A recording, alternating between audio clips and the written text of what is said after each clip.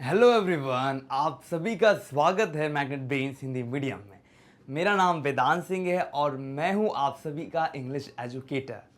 तो जैसे कि आज हम क्या करने वाले हैं, आज हम देखने वाले हैं class 11th English Bihar board the scientific point of view chapter number 5 questions and answers part 1। आज हम कवर करेंगे क्वेश्चंस एंड आंसर्स। अब मैंने क्वेश्चंस एंड आंसर्स को डिवाइड किया है पार्ट 1 और पार्ट 2 में। अगर आपने एक्सप्लेनेशन पार्ट नहीं देखा हो तो आप डिस्क्रिप्शन बॉक्स में जाकर लिंक पे क्लिक करें और पार्ट 1 और पार्ट 2 को देख लें। अब ये चैप्टर जैसे कि आप सभी को पता है वैज्ञानिक दृष्टिकोण पर लिखा हुआ है, साइंटिफिक पॉइंट ऑफ व्यूज़ हैं। तो हेल्डेन जो हैं हमारे, वो बेसिकली हमें क्या बताना चाह रहे हैं ना, उनकी क्या इच्छा है, क्या वो क्या किस तरह से उन्होंने हर चीज़ को दर्शाया है, इन सब चीज़ों के ऊपर ही क्वेश्चन आंसर्स बने। चलिए हम आगे बढ़ते हैं।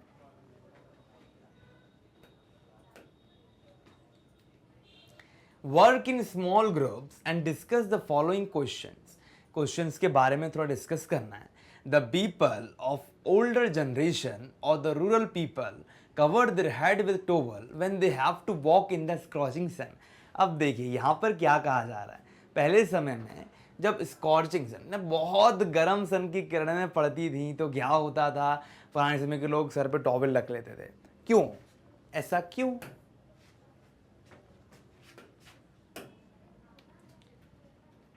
The people of older generation or the rural people cover their head with a towel when they have to walk in the scorching sun because they find some relief.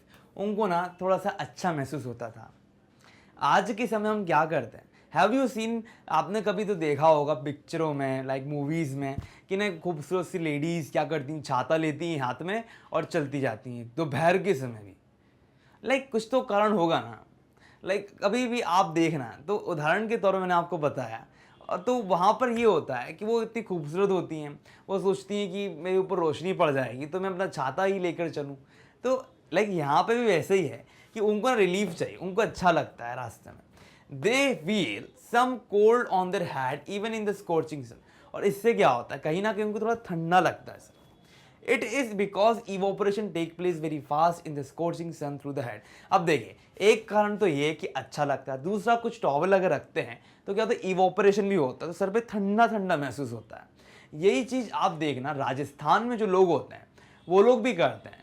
Rajasthan में भी turban लगाया जाता है, तो कहीं ना कहीं ठंड में टर्बन क्यों, किस लिए, क्या कारण है, क्यों? तो ये कारण इसीलिए होता है, कहीं ना कहीं उनके सर पे ठंडक आ जाती है। Water as well as mineral from the body passes out in the process of evaporation through head. Head में जो एक प्रोसेस होती है इवापोरेशन की, उसके द्वारा क्या होता है, देखिए वाटर एज वेल, जो पानी है, जो मिनरल है, जो कहाँ से, बॉडी से पास आउट होता है in the process of evaporation. Evaporation के प्रोसेस में वो पास आउट होता है हेड से। If people cover their head with towel, यदि लोग कवर करते हैं अपने हेड को टॉवल से, तो द प्रोसेस ऑफ इवोपरेशन, तो जो प्रोसेस होता है इवोपरेशन का वो क्या होगा, मिनिमाइज हो जाएगा। And they do not lose their energy very fast, और उससे क्या होगा, वो एनर्जी को लॉस जल्दी नहीं करेंगे। तो कहीं ना कहीं यहाँ पर भी एक वैज्ञानिक दृष्टिकोण जो है उसको हम देख पा रहे हैं कि क्यों लगा रहे हैं टॉयल। तो पहला क्वेश्चन इसी के बारे में हमको बताने का प्रयास कर रहा है। चलिए आगे बढ़ते हैं। What do you understand by science? आप विज्ञान से क्या समझते हो? What are the basic tools of science? विज्ञान के बेसिक टूल क्या क्या हैं? Science is arranged and systematic knowledge of specific subject. किसी भी सब्जेक्ट का विज्ञान क्या है, जमा जमाया एक तंत्र में कार्य करने वाला नॉलेज है किसी भी स्पेसिफिक सब्जेक्ट का।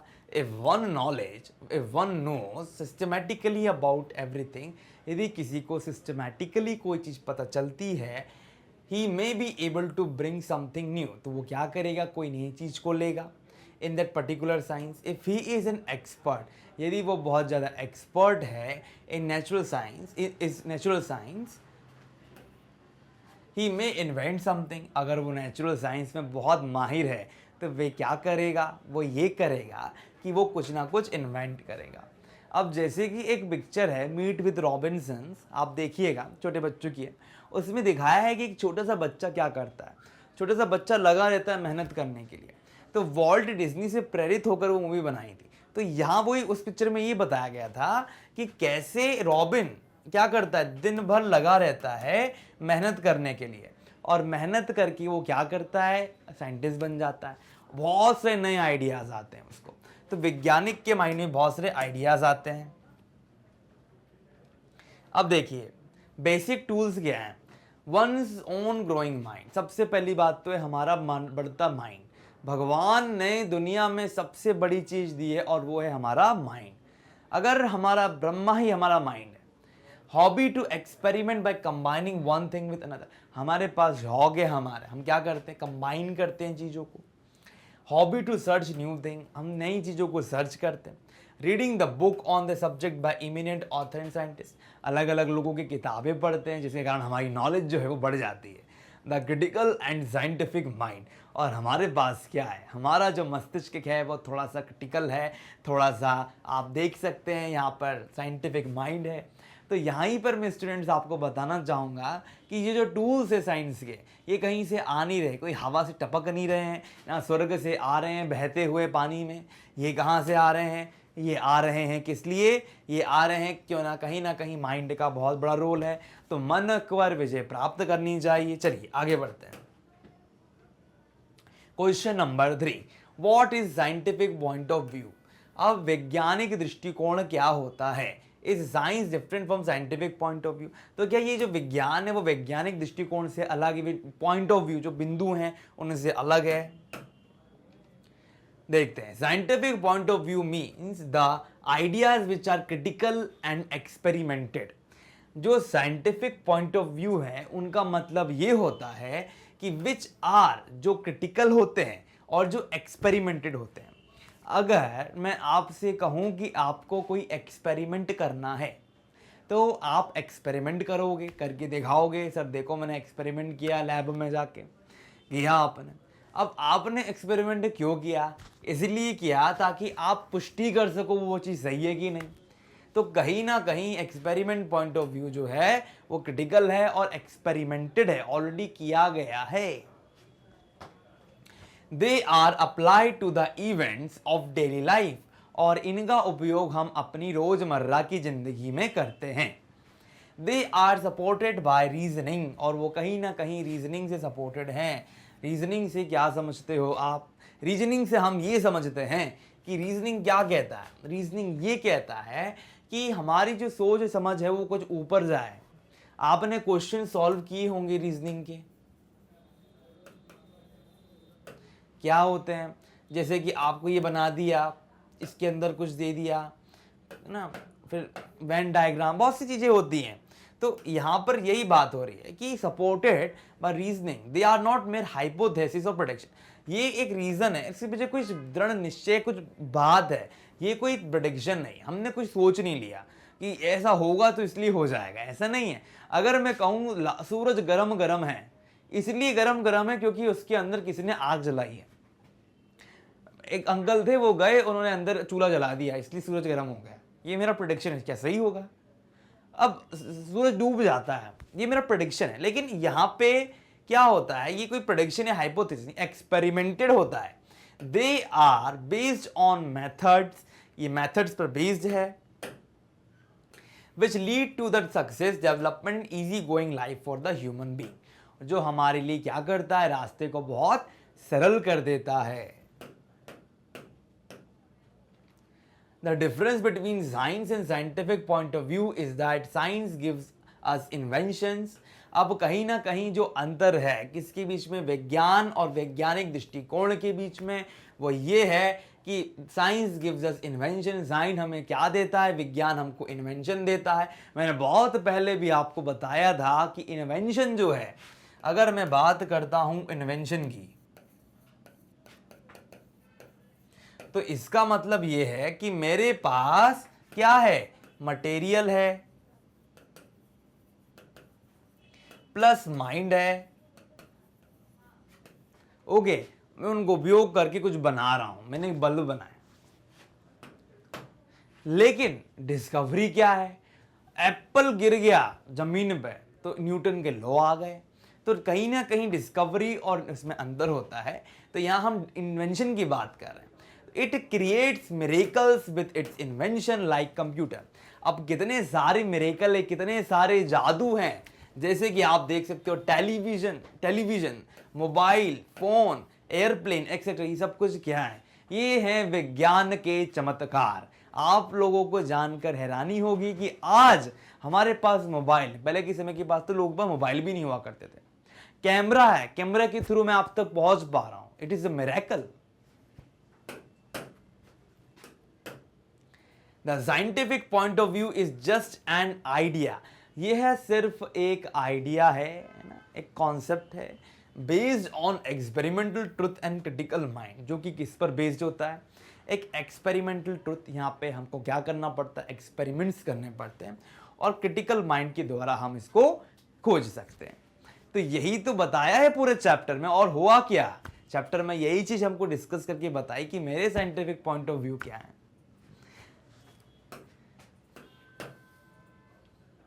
A man having scientific point of view may not invent anything in his life. अगर जो आदमी जिसके पास वैज्ञानिक पॉइंट ऑफ व्यू है वो क्या नहीं करेगा? Not invent anything in his life. A man having but his ideas are clear cut. लेकिन उसके आइडियाज जो वो क्लियर कट होंगे एंड रीजनेबल। देखिए, ये आवश्यक नहीं है कि मेरे एक वैज्ञानिक दृष्टिकोण है। अगर मैं आपसे कहता हूं कि आपको यहां से यहां जाना है ना, ये है आपका पोर्शन, ठीक है, और आपको चढ़ाई करनी है, ट्रैकिंग, तो आप अगर ऐसे ऐसे जाओगे तो आपको प्रॉब्लम नहीं आएगी। कुछ लोगों के वैज्ञानिक दृष्टिकोण होते हैं कि नहीं, हम जिगजैग होकर ऐसे जाएंगे तो हमको प्रॉब्लम नहीं आएगी। लेकिन रियलिटी ये होती है कि वैज्ञानिक दृष्टिकोणों का मतलब ये नहीं है कि वो आदमी जो है, जो वैज्ञानिक दृष्टिकोण यूज कर रहा है पॉइंट ऑफ व्यू का, वो कुछ इन्वेंट ही कर लेगा। हम रोज अगर अपनी जिंदगी में सुबह जल्दी उठते हैं, रात को जल्दी सोते हैं, हर एक चीज को देखते हैं, तो कहीं ना कहीं हम विज्ञान को ही फॉलो करते हैं। But a scientist can be recognised only with his invention. आम आदमी अगर वैज्ञानिक दृष्टिकोणों को पालन करता है तो वो ठीक है, लेकिन उसको वैज्ञानिक हम नहीं मानेंगे। लेकिन वैज्ञानिक उसको मानेंगे जो कुछ इन्वेंट करता है ना। इन्वेंट करोगे तो ही तो मानेंगे ना, नहीं तो आप किस बात के साइंटिस्ट हो? डिस्कवरी और साइंटिफिक थ्योरीज, या तो वो कोई डिस्कवरी करे, कुछ खोज कर ले, या तो वो कोई थ्योरीज बना ले।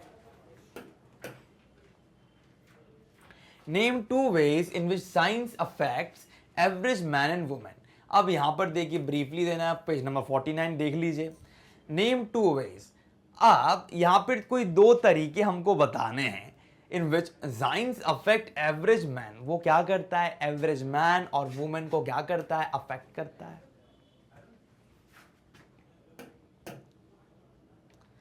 Science affects the average man and women. जो विज्ञान है वो सामान्य आदमी और औरत को अफेक्ट करता है दो तरीकों से।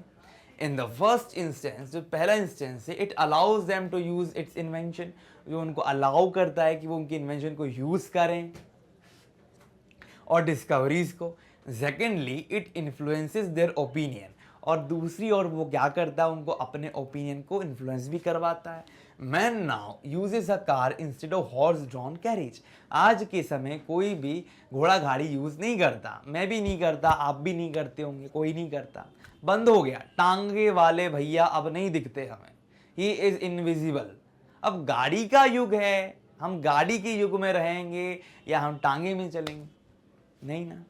क्या मैं घोड़ा तो नहीं निकालूंगा मुझे जाना है तो ही अप्रोचेस अ फिजिशियन और अ surgeon in case of illness. इसीलिए क्या होगा? हम अप्रोच करेंगे। अरे हम चुड़ैल के पास तो नहीं जाएंगे, ये लो 3 छिपकली और डालो उसका, मेरे को एक टॉनिक बना कर दे दो, ऐसा तो हम नहीं करने वाले, है ना। हम फिजिशियन के पास जाएंगे और सर्जन के पास जाएंगे, ठीक है, not a which doctor, like चुड़ैल के पास नहीं जाएंगे। And he believes that the earth is round. और इसका मतलब ये है कि जो धरती है वो राउंड है। पहले के लोग तो कहते थे धरती फ्लैट है, क्योंकि हम सीधे सीधे जा पा रहे हैं, इसलिए धरती जो है वो फ्लैट है। लेकिन धरती फ्लैट नहीं होती, ऐसा नहीं होता ना, क्योंकि मैं तो ऐसे घूम रहा हूं तो धरती फ्लैट हो जाएगी, ऐसा कुछ भी नहीं है। The heavens are empty and that monkeys are the ancestor of man. अब जो हेवन है वो क्या है? वो खाली है है ना, and that monkey are the ancestor of man. और कहीं ना कहीं जो मंकीज हैं वो क्या है, हमारे एंसेस्टर्स हैं। एंसेस्टर्स का मतलब क्या होता है, हमारे फैमिली वाले। डार्विन ने कहा था, जो हमारे एक बड़े वैज्ञानिक हैं, उनके बारे में अगर आप पढ़ोगे तो वो उन्होंने साफ साफ कहा है कि हम लोग बंदर से बने हैं, हम लोग इंसान नहीं थे पहले। तो हमारी जो बिरादरी है बंदर, तो कभी भी बंदर को देखकर हमें हंसना नहीं चाहिए, कभी हम भी वही थे। आज हम बढ़कर कुछ बने ना, प्रगति की। और किसने मदद की प्रगति में, सबसे बड़ा हाथ है हमारा विज्ञान का। What do you understand by scientific point of view, क्या ये आपकी जिंदगी में हेल्प करता है, वही क्वेश्चन घुमा फिरा के वापिस पूछ लिया है। Scientific point of view is far bigger for the human mind. Like हम जैसे बोलते ना, परम ब्रह्म परमात्मा नहीं दिखता, कहाँ है, तपस्या करूं मैं, क्या करूं जिससे भगवान दिख जाए। वैसे विज्ञान जो है ना, विज्ञान के बढ़ते चरण जो हैं वो ऐसे हैं जो भगवान की तरह हैं। मतलब उनको देखा नहीं, वो बढ़ते जाएंगे, अंतहीन है वो ना, हमारे माइंड के तो बाहर ही हैं वो। Then substitution of one set of beliefs for another for implanting disbelief regarding accepted opinions। अब देखिए, disbelief regarding accepted opinions, हम क्या करते हैं, हम अपने माइंड में ना एक जगह बैठा लेते हैं कि यही है, यही सही है। अगर मैं ये मान लूं कि अगर मैं रोज जाऊं और एक चुटकी, नहीं, अगर मैं थोड़ा सा पानी लूं और अपने पर डाल लूं, मैं नहा लिया, मैंने पूरी तरह से नहा लिया, कुछ भी नहीं हुआ, बस मैंने नहा लिया। अगर मैं कहूं कि थोड़ा सा गंगा जल लेके मैं डाल दूं रोज, तो गंगा जल पवित्र पानी है, ये बात तो बिल्कुल सही है, इसमें कोई गलत बात नहीं। लेकिन आप एक बूंद या इतने से बूंद से अगर आप लीव बना लो कि मैं रोज नहा लूंगा इससे, तो ये तो हो नहीं पाएगा। Scientific point of view can help us if we are of control our own and one's other action. यदि हम खुद की और अपनी मदर की, मतलब अपने एक्शन को देखते हैं, in the same way as we are learning to control nature, इसी तरीके से जैसे हम प्रकृति को कंट्रोल कर रहे हैं। The scientific point of view will help us, it will apply to the event of life. कहीं ना कहीं ये हमारे कुछ इवेंट्स हैं लाइफ के, वहां पर अप्लाई होता है। क्वेश्चन नंबर 3 है, व्हाट डज इम्पार्शियलिटी मीन्स। अब देखिए, भेदभाव क्या होता है, इम्पार्शियलिटी। अब देखिए, पार्शियलिटी क्या होता है, भेदभाव। इम्पार्शियलिटी का मतलब जहां भेदभाव नहीं होता। तो mean in connection with scientific stand points, scientific stand points के रिलेशन में इम्पार्शियलिटी का मतलब क्या होता है। तो देखिए, the characteristics of scientific standpoint to make efforts to the truthful। अब यहां पर देखिए, जो मेन कैरेक्टरिस्टिक्स हैं साइंटिफिक स्टैंड पॉइंट्स की, to make efforts is to be truthful. क्या करना, हमको अच्छा रहना है, सही जानकारी लेनी, ट्रुथफुल होना। It is but natural that due to its truthfulness it must be impartial। अब जैसे कि ये सच्चाई वाली बात है, तो स्वाभाविक है कि यहाँ पर क्या है कि हमें इम्पार्शियल रहना है। We can understand it through the following example. हम कुछ उदाहरणों के द्वारा इनको समझ सकते हैं। By comparing this with the partiality maintain in legal matter, है ना। अब अगर हम इसको कंपेयर करें लीगल मैटर से, जहाँ पार्शियलिटी हो भी सकती है, नहीं भी हो सकती। अ गुड जज will try to be impartial between, है ना। यहाँ पर क्या होता है, कोई दो लोगों के बीच में अच्छा जज जो है इम्पार्शियल हो सकता है।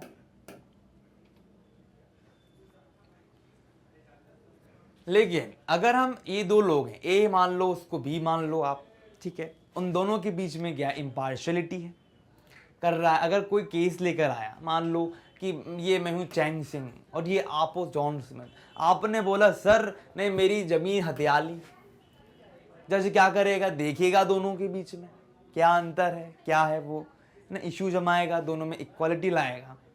लेकिन अगर हम एक वैज्ञानिक की बात करते हैं, where a good scientist will be impartial, वो भेदभाव नहीं करेगा स्मिथ के बीच में, है ना। ए टेप वॉर्म, अ सोलार सिस्टम।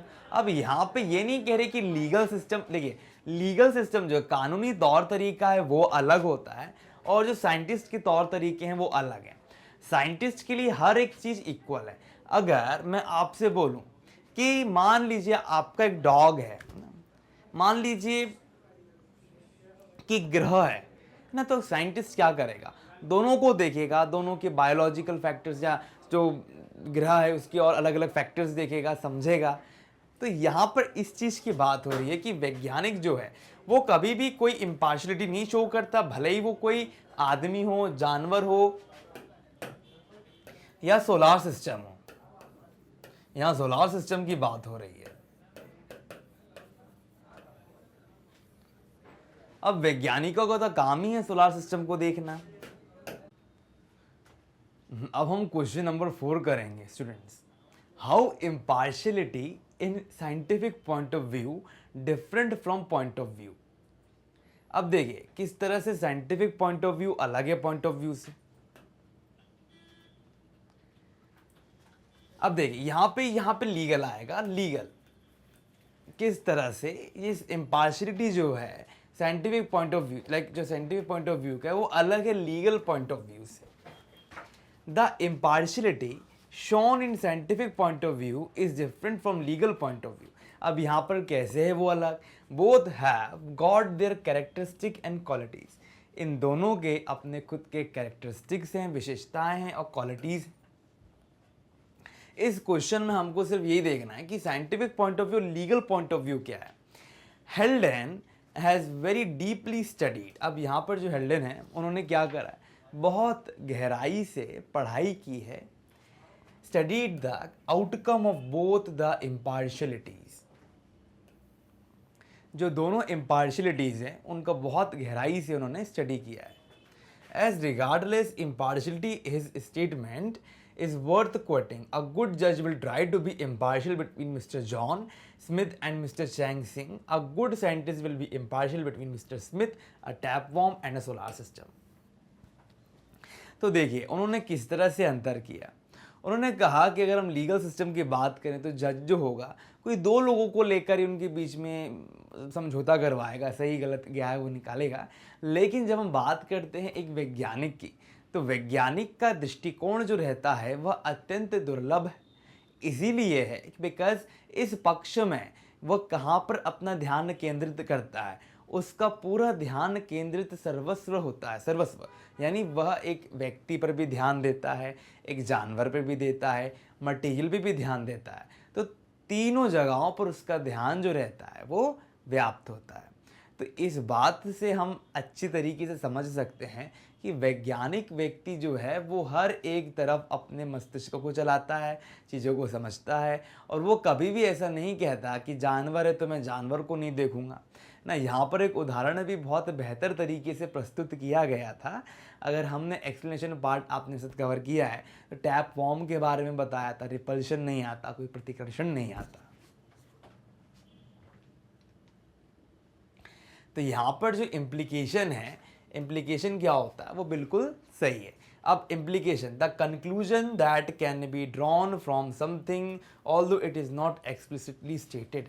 अब देखिए यहाँ पर क्या कहा गया कि कुछ ना कुछ अगर हम इसका आखिरी निकाल लें, एक कंक्लूजन निकाल लें, उपसंहार निकाल लें, that can be drawn from something, जो किसी चीज़ से निकाल लिया गया, although it is not explicitly stated. Like अगर ऑलरेडी कुछ कहा नहीं, साफ सुथरी कोई बात ही नहीं थी, उसके बाद भी उसमें से आपने कुछ रिजल्ट निकाल लिया, कुछ उदाहरण निकाल लिया, तो वो बिल्कुल भी सही नहीं है। स्क्यू, अब देखिए डेलिबरेटली अवॉइड यूजिंग, कोई भी चीज़ को यूज़ ना करना, जानबूझ के यूज़ ना करना, रुकना। तो यहाँ पर देखिए अ गुड जज will not allow his specific nationality. जो एक बहुत बेहतर जज होगा वो कभी भी अपने अलग से नेशनैलिटी को अलाउ नहीं करेगा to interfere with the legal examination of a person who belong to his country and another person who is foreigner. तो यहाँ पर ये कहा जा रहा है कि विशेषतः यहाँ पर हमें इस बात पर अपना दिमाग केंद्रित करना है कि यदि हम एक जज की बात करते हैं, एक जज जो होता है जब कभी भी कोर्ट में आता है, कोर्ट में, तो कोर्ट में क्या है, लीगल प्रोसेसेस होती हैं। तो वो ये नहीं देखेगा कि अगर मैं इस देश का जज हूँ तो मैं इस देश के निवासी के पक्ष में अपने निर्णय सुना दूँ, कतई नहीं। इस बात पर उसका ध्यान कभी केंद्रित नहीं होगा। वह यह बात पर ध्यान देगा कि दोनों जगहों, मान लीजिए भारत का अगर कोई व्यक्ति यहाँ पर आया है और अमेरिका का कोई है और अमेरिका का ही जज है, तो इसका अर्थ ये नहीं है कि वो उस पर ध्यान नहीं देगा, वो उस पर ध्यान देगा। इस बात पर अपना ध्यान आप केंद्रित करने का प्रयास करें कि लीगल और साइंटिफिक व्यू पॉइंट में क्या अंतर है। He will eschew his sympathy and pass a judgment strictly in accordance with the law। अब अगर कोई अमेरिकन है वो ही गलत कर रहा है तो यहाँ पर वो क्या करेगा, अपने को रोक लेगा, स्क्यू कर लेगा। क्यों कर लेगा? क्योंकि उसको पता है भले ही ये मेरे देश का नागरिक है, चूंकि इसने जो अपराध किया है वह अत्यंत अक्षम्य है, इस कारणवश मैं क्या करूँगा, मैं उसको सज़ा प्रदान करूँगा। ये सज़ा प्रदान करना अत्यंत आवश्यक इस कारणवश है क्योंकि ये एक क्राइम है, इसने एक गुनाह किया है। अगर भारत का व्यक्ति सच्चा, उदाहरण के तौर पे बता रहा हूँ कि वह सच्चा है, तो उसको कोई भी प्रॉब्लम नहीं होगी। तो यहाँ पे पक्षपात वाली जो स्थिति है वो यहाँ पर लेकर नहीं आएगा। लीगल सिस्टम में जो हमारा जो निर्णय है, डिसीजन है, डिसीजन, उस पर फोकस किया जाता है। But a scientist surpasses the impartiality of जज। लेकिन कहीं ना कहीं यहाँ पर सरपासेस, अब देखिए थोड़ा ऊंचाई पर है। जैसे आपका मैं टीचर हूँ, अब मेरे बाद आते हैं प्रोफेसर। अगर विज्ञान में अगर हेल्डन खुद आपको पढ़ाएंगे यही चैप्टर, तो कहीं ना कहीं वो आप मेरे नॉलेज को सरपास कर जाएंगे, एग्जैक्ट नॉलेज आपको मिल जाएगी। तो वैसे ही साइंटिस्ट क्या करते हैं, सरपास मतलब exceed, to be greater than, उससे और आगे बढ़ के, आगे जाके द इम्पार्शलिटी ऑफ जज की आप आगे जाते हैं। ही मेक्स नो डिस्टिंक्शन, वे कोई भी अंतर नहीं करते हैं between a tapeworm and the solar system.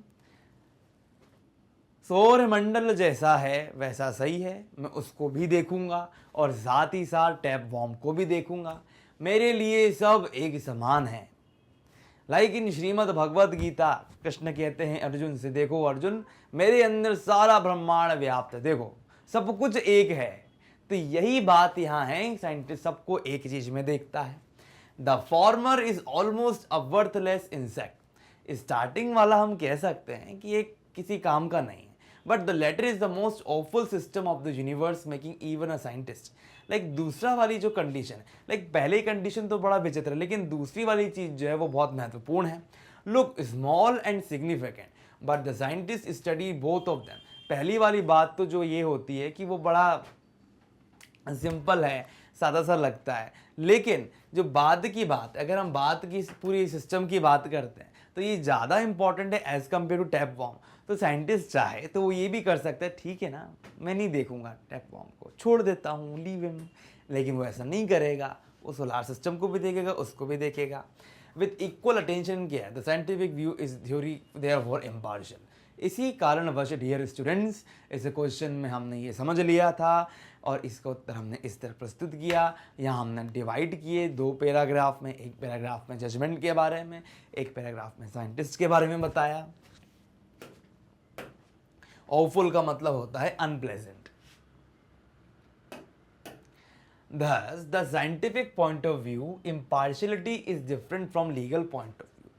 इसीलिए यहाँ पर कहा गया है कि जो साइंटिफिक पॉइंट ऑफ व्यू है, जो impartiality is different from legal point of view. Impartiality है वो कहीं ना कहीं लीगल पॉइंट ऑफ व्यू से अलग है। Scientist studies both of them with equal attention. पूरे सामान्य अटेंशन के साथ ही साइंटिस्ट इन दोनों पर ध्यान देता है। Question number 5, what leads the scientist to pride and humanity. अब प्राइड यानी गौरवान्वित होना और ह्यूमैनिटी के रिगार्डिंग यहाँ पे साइंटिस्ट कैसे लीड करते हैं। Being engaged in search that few people are capable of conducting, a scientist develop pride in his knowledge and distinction। अगर हम सर्च करते हैं हर एक चीज को, that few people are capable of conducting, like कुछ ही लोगों को नॉलेज होता है कंडक्ट करना, और साइंटिस्ट डेवलप प्राइड, तो साइंटिस्ट क्या करता है, कुछ डेवलप करता है प्राइड को अपने नॉलेज में एंड डिस्टिंक्शन में। The knowledge grows from year two year. जो नॉलेज होती है वो ईयर टू ईयर क्या करती है, ग्रो करती है। And in one or at least a scientist, और एक ना एक बार at least scientist surpass every other, और हर एक को क्या करता है, वो एक्सीड करता है। Researches in area that are vast, such as space and solar system also give scientists a sense of self importance. तो कहीं ना कहीं ये इनको सेल्फ इम्पोर्टेंस का महत्व पता चलता है कि वो लोगों का कहीं ना कहीं इम्पोर्टेंस है। चलिए अब हम आते हैं क्वेश्चन नंबर 6 पे। What makes it difficult to the scientist to understand his mind. अब ऐसा कौन सी कठिनाइयाँ जो साइंटिस्ट फेस करते हैं टू अंडरस्टैंड हिज माइंड, जब अपने मन को समझने की बात आती है तो उस समय वैज्ञानिकों को कितनी कठिनाइयाँ देखनी पड़ती हैं। आंसर है इसका, scientists carefully studying of the things as a statue और अ सिम्फनी। क्या होता है, देखिए यहाँ हम ये नहीं कह रहे कि जो साइंटिस्ट वो स्टैचू बन जाते हैं या म्यूज़िक की रिदम हो जाते हैं। यहाँ पे कहने का अर्थ ये है जैसे स्टैचू एकटक खड़ा रहता है वैसे ही उनको क्या करना पड़ता है, स्टडी करना पड़ता है चीज़ों को एकाग्रता के साथ, स्टैचू बन के। सिम्फनी, अब जैसे रिदम होती है म्यूज़िक की, एक रिदम होती है उसको फॉलो करना पड़ता है। And his awe for the solar system, which led his predecessors either to worship its constituents or at least regard them as inscrutable servants of the Almighty to exalt it for human comprehension। अब यहाँ पर देखिए कहीं ना कहीं क्या होता है, उनको थोड़ा अजीब सा भी लगता है सोलार सिस्टम को देखना, है ना।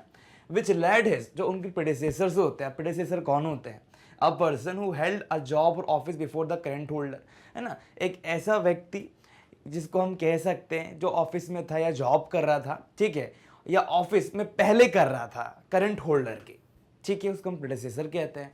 तो जो प्रेडेसेसर होते हैं वो क्या करते हैं, उनको देख कर या तो वो उनको वर्शिप करेंगे ना। अब देखिए यहाँ पे कंस्टिट्यूएंट का मतलब क्या है, कंस्टिट्यूएंट क्या होता है, पार्ट्स होता है ना। अब छोटे छोटे पार्ट से क्या बना, पूरा सोलार सिस्टम बना है। तो वही बात यहाँ पर आ रही है कि विच लेड हिज प्रेडेसेसर्स, जब वे ओ करते सोलार सिस्टम के प्रति, लाइक उनका थोड़ा सा एक अलग रवैया बन जाता है जो कि थोड़ा सा लाइक अजीब सा हो जाता है, उनको अलग फीलिंग आती है उसकी रिगार्डिंग।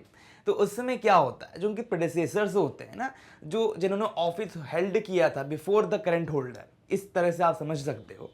तो या तो वो क्या करते हैं, कॉन्स्टिट्यूएंट जो होते हैं उनको क्या करते हैं, पूजा करते हैं। पूजा करने का मीनिंग ये नहीं होता कि घंटी उठा के वो करना, ये सब नहीं।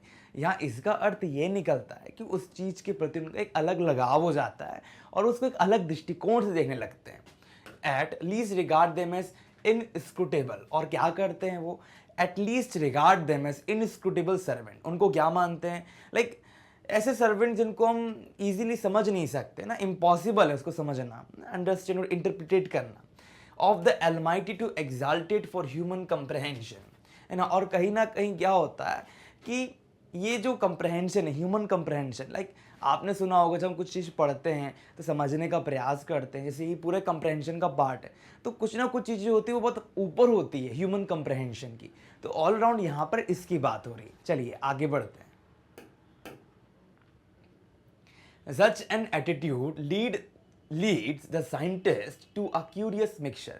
इस तरह का एटीट्यूड जो होता है, जहाँ वो प्रेडेसेसर्स को भी देखते हैं ना, और कहीं ना कहीं उनको पता चलता है कि कितना ह्यूमन जो कंप्रहेंशन के आगे भी चीज़ें मौजूद हैं, तो उनका जो एटीट्यूड होता है कहीं ना कहीं क्यूरियसली क्या होता है, मिक्सचर बन जाता है प्राइड का और ह्यूमिलिटी का।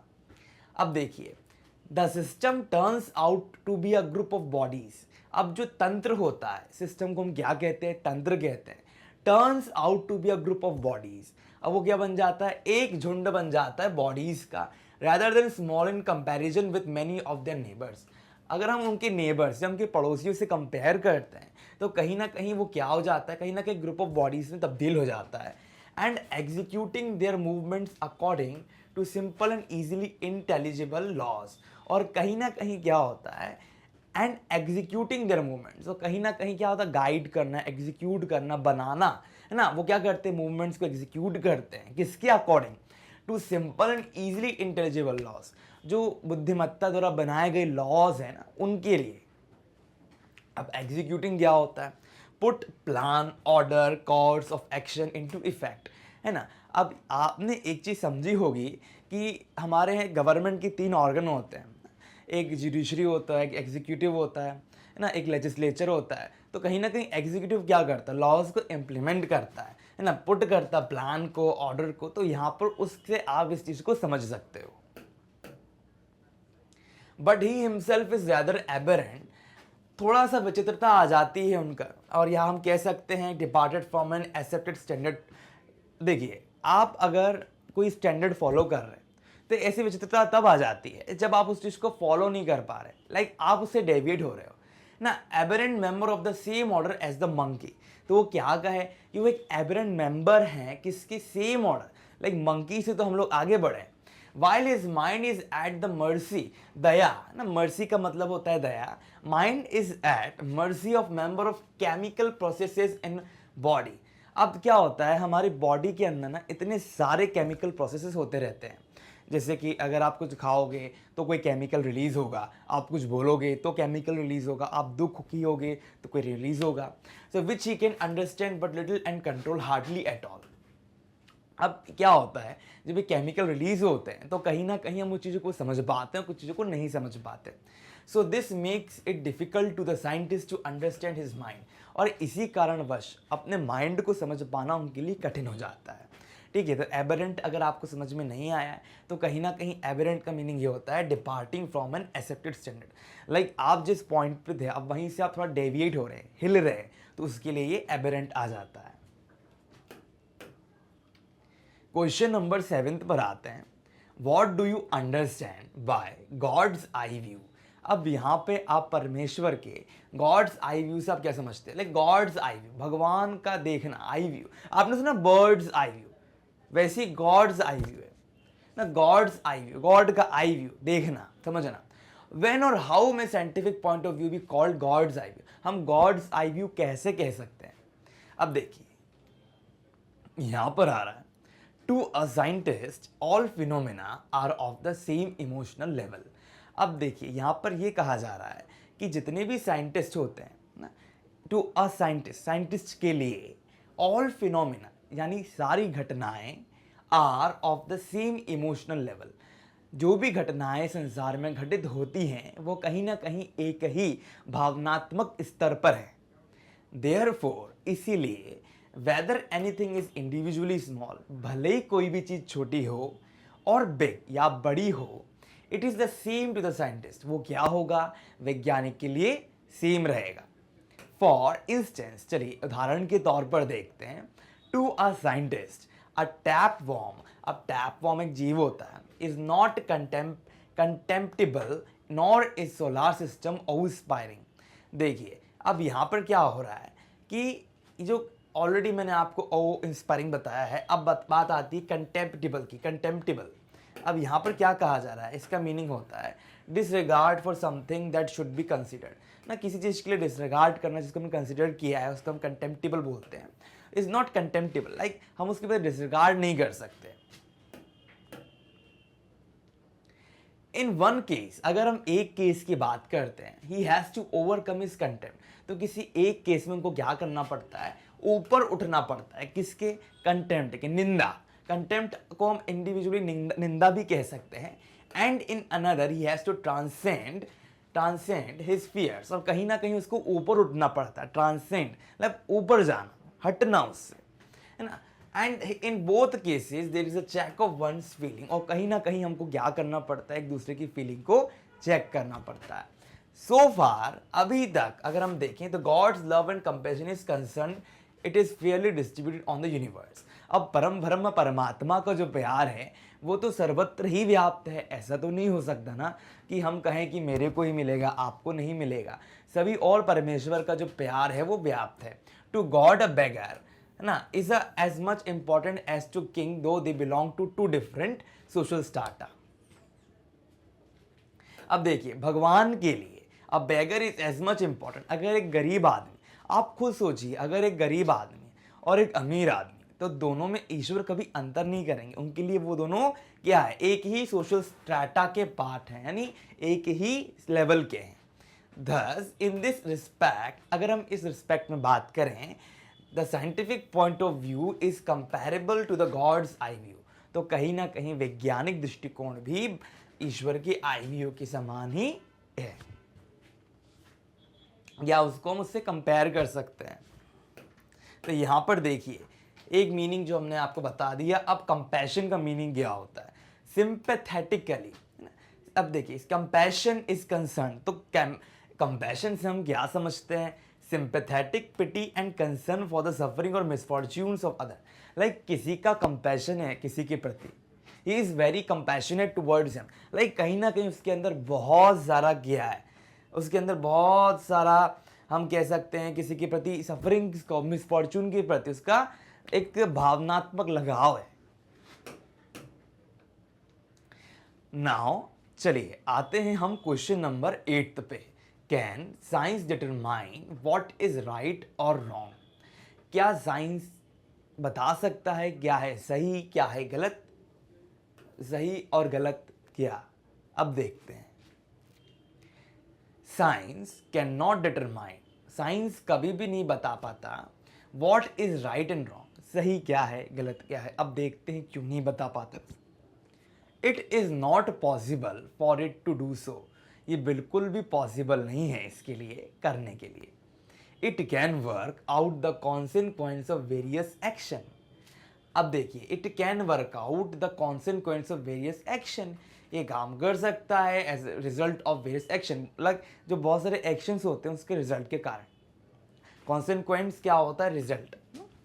But it can not pass judgement on them, like बहुत सारे एक्शंस के रिजल्ट पे ये कहीं ना कहीं काम करेगा, लेकिन कैन नॉट पास, लेकिन ये जजमेंट को पास नहीं कर सकता।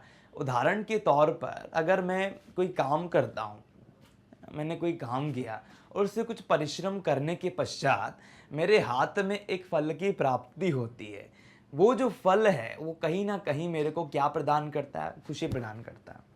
लेकिन अगर कोई ऐसा व्यक्ति जो खड़ा होकर जज करे कि इसे जो कर्म किया उसको जो फल उसको इसे प्राप्त हुआ क्यों हुआ, ये गलत है सही है, नहीं, विज्ञान ऐसा नहीं करता।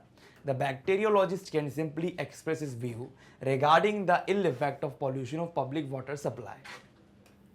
अब जो पब्लिक वाटर सप्लाई है ना, उससे क्या होता है? अब देखिए regarding the ill effect of pollution of, जो पब्लिक वाटर सप्लाई का जो इल इफेक्ट है ना, उसके बारे में बात कर रहे हैं आप, कि वो यहाँ पर बताते हैं कि जो बैक्टीरियोलॉजिस्ट हैं वो साधारण तौर से एक्सप्रेस करते हैं view regarding the ill effects, जो इल इफेक्ट्स होते हैं ना उनकी, उसके रिगार्डिंग। अब किसके ill effects? Public water supply. Like आपने देखा होगा पानी सप्लाई किया जाता तो कभी कभी कितना गंदा होता है, पॉल्यूटेड होता है, और उसमें पॉल्यूशन भी होता है, लाइक गंदगी मिल जाती है। ही में compare the death caused by water pollution, वो क्या करते हैं? वे कंपेयर करते हैं किसको? The death caused by water pollution, जो वाटर पॉल्यूशन है ना उसके द्वारा जो मृत्यु होती है उसको क्या करते हैं? वो कंपेयर करते हैं बाय वाटर पॉल्यूशन ना, डेथ हो रही है, अब उसको किससे कंपेयर कर रहे हैं? वाटर पॉल्यूशन के द्वारा। With lighting of a bomb is the public street, और कहीं ना कहीं उसको क्या मान रहे हैं? भाई बॉम्ब की तरह है जो क्या कर रहा है? पब्लिक स्ट्रीट को डिस्ट्रॉय कर रहा है। But he is no better equipped than anyone else. अब यहाँ पर इक्विप्ड का मीनिंग क्या होता है? Equipped prepare mentally for a particular situation और टास्क, लाइक किसी चीज के लिए इक्विप्ड हो जाना, तैयार हो जाना। तो better equipped than anyone else in the front of the knowledge he has gain. Now अब यहाँ पर देखिए, यहाँ पर क्या कहा जा रहा है? He is no better, like इतना ज़्यादा इक्विप्ड नहीं है देन एनीवन एल्स, लाइक बाकियों की तरह, in of the knowledge he has gain, जो नॉलेज उन्होंने गेन की है, to determine whether these two acts are equally wrong, कि ये बताने में कि ये दोनों एक्ट जो है बिल्कुल सही है कि नहीं। हैंस साइंस इसी कारणवश can not determine what is right और रॉन्ग, और इसी कारणवश ये क्या नहीं बता पाता क्या सही है और क्या गलत है। Now we are coming to question number 51, like page number 51. Answer the following question briefly. How is the tendency of the average man different from that of the scientists? अब यहाँ पर जो टेंडेंसी होती है साधारण आदमी की वैज्ञानिकों से कैसे अलग होती है? टेंडेंसी का मीनिंग क्या होता है? N inclination towards a particular characteristic और टाइप ऑफ बिहेवियर, है ना। अब यहाँ पर एन इंक्लिनेशन, एक झुकाव, टूवर्ड्स किसकी तरफ? किसी पर्टिकुलर चरित्र की तरफ या किसी बिहेवियर की तरफ, इसकी बात हो रही है। An average man is influenced by emotions. एक साधारण आदमी जो होता है स्टूडेंट्स, वो क्या करता है, वो प्रभावित हो जाता है। किससे प्रभावित होता है? भावनाओं से प्रभावित होता है। And has a moral notion, और उसके कुछ विचार मॉरल होते हैं। इन एवरी केस, कहीं ना कहीं अलग अलग मुद्दों में, अलग अलग केसेस में उसके विचार जो होते हैं वो अलग होते हैं। This leads him to ignore plain facts about things. और इसी कारणवश जो नॉर्मल से फैक्ट्स होते हैं ना, उनके प्रति क्या होता है, वो इग्नोरेंट होता है। इग्नोर का मतलब होता है उनको इग्नोर कर देता है। देखिए, इमोशन होना बहुत अच्छी बात है, पर ऐसे इमोशन जो हर एक चीज़ को निगलेक्ट करते वो भी गलत है। हम अगर इतना ज़्यादा इमोशनल हो जाएं किसी चीज़ को लेकर, तो हो सकता है हम आने वाली चीज़ों को मैनेज नहीं कर पाएंगे। अब देखिए, since the white American dislikes Negro, अब जैसे कि हम लोगों ने इस बात को ऑलरेडी कवर किया है चैप्टर एक्सप्लेनेशन में, कि जो वाइट अमेरिकन थे वो क्या करते थे, नीग्रोज को ना डिसलाइक करते थे। ही पुशेस देम साउथवर्ड्स, वो क्या करते थे, उनको साउथ की ओर भेज रहे थे। And in case of disease man care more for his whims and moods than scientific understanding. अब क्या होता था, वो अपनी खुद की विम्स एंड मूड्स, जो उनकी इच्छा है, जो उनकी सोच है, जो उनका तरीका है ना, मूड है उनका, तो उसको ज़्यादा ध्यान रखते थे। साइंटिफिक अंडरस्टैंडिंग, जहाँ पे साइंटिफिक अंडरस्टैंडिंग को फोकस नहीं करते थे। क्या है कि हर एक व्यक्ति जो रहता है उसकी अपनी इमोशन होते हैं। आप मान लीजिए क्रिकेट खेल रहे हो, और क्रिकेट खेलते समय मान लीजिए एक लड़का है जिसका नाम, फॉर एन एग्जाम्पल मैंने एक नाम लिया है, it is a hypothetical name, okay, मान लीजिए उसका नाम दुर्गेश है, मान लीजिए ना, और वो आपके पास आया खेलने के लिए। अब आपने बोला तुम काले हो, हम तुम्हारे साथ नहीं खेलेंगे, जस्ट बिकॉज तुम ऐसे छोटे से लम में रहते हो, यहाँ रहते हो, इसलिए तुम्हारे साथ नहीं खेलेंगे। तो व्हाट इज दिस, लाइक आपने उसको आहत किया, आपने आहत किया ना, आपने कहा तुम वहाँ के रहने वाले हो इसलिए हम तुम्हारे साथ नहीं खेलेंगे, तो उसको पहली बात बुरी लग जाएगी। दूसरा, तुम काले हो, भले ही वो बच्चा कितनी अच्छा खेल रहा है। यही चीज़ें जो होती जिनको हमको समझना है कि इमोशनल होकर नहीं होता। आपकी इमोशन है, आपको ऐसा लगता है वो काला है, पीला है, तो वो हमारे साथ एडजस्ट नहीं हो पाएगा, ऐसा नहीं होता। इसीलिए यहां पर कहा है कि वैज्ञानिक दृष्टिकोण रखो। Formerly, people believe that disease were punishment inflicted by angry gods. कुछ लोगों का तो मानना ये था कि जो डिजीजेज होते हैं, जो बीमारियां होती हैं, वो किन से आ रही, बहुत गुस्सेल भगवान से। अब देखिए क्या होता है, पहले समय के लोग ना भगवानों को क्या कहते थे कि वो डमी गॉड्स हैं, लाइक आधे भगवान आधे ह्यूमन की तरह भी देखा करते थे हम। तो भगवानों की हम अलग अलग तरह के चित्र बनाते थे, मूर्तियां बनाते थे। तो आपने सुना होगा कि मनसा देवी का प्रकोप आ गया वहाँ पे, है ना, एक देवी का प्रकोप आ गया, देवता दुष्ट हो गए। आपने मूवीज़ देखा होगा, भगवान का शाप लग गया, है ना, तो लोग बीमारी में मर गए। तो लाइक दिस ऐसी कंडीशंस आ जाती थी, लेकिन वो उनकी सोच थी। A scientist attach importance to the value of systematic study of facts. अब क्या होता है, हर चीज़ ना तंत्र के अनुसार चलती है। प्रिय स्टूडेंट्स, अगर मैं आपसे कहूँ कि सोलार सिस्टम में धरती जो है आज नहीं घूमेगी सूरज के आगे, आज मार्स घूमेगा, धरती आज रेस्ट करेगी, ऐसा नहीं हो सकता। ऐसा बिल्कुल भी नहीं हो सकता।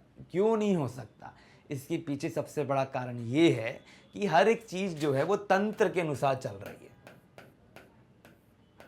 तंत्र का मीनिंग क्या होता है? सिस्टम।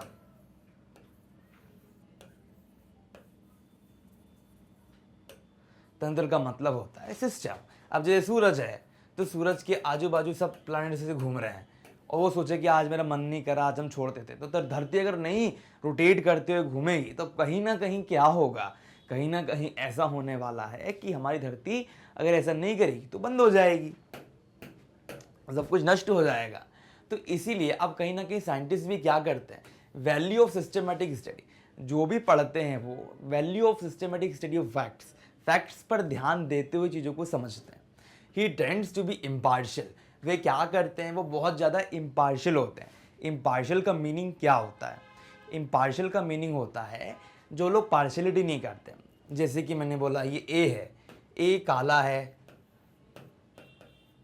ना, और बी क्या है, वी वाइट है।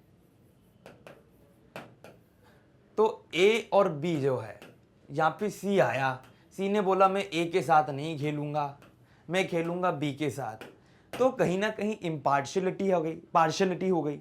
लेकिन डी आया, बोलता है मैं ए के साथ भी खेलूंगा, बी के साथ भी खेलूंगा, दोनों मेरे लिए दोस्त हैं, तो यहाँ पर इम्पार्शियलिटी नहीं हुई, यहाँ पे पार्शियलिटी नहीं हुई, इम्पार्शियल हो गया वो।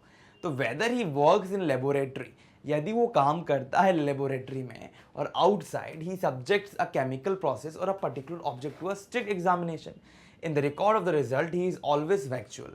तो कहीं ना कहीं क्या होता है कि हम लैब में काम करते हैं तो कहीं ना कहीं इस तरह से हमारे हाथों में रिजल्ट्स आते हैं जो कहीं ना जो फैक्ट्स पर बेस्ड होते हैं।